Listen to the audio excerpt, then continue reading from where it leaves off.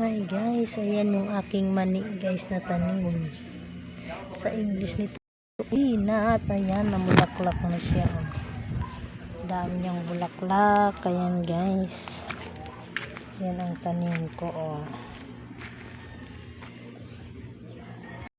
Ayan din. Oh. Ayan bulaklak niya. Ang dami nitong bulaklak. Ayan ko naman guys.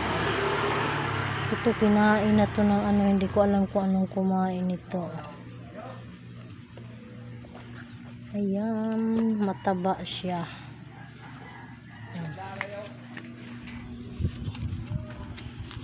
Mani ang alaga ko ngayon. Hindi ako nakadilig kaninang umaga guys, kaya uhaw na uhaw itong aking mga tanim. Maya ako magdilig.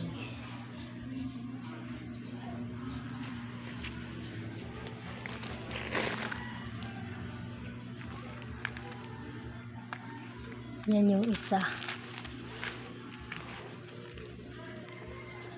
Bye bye.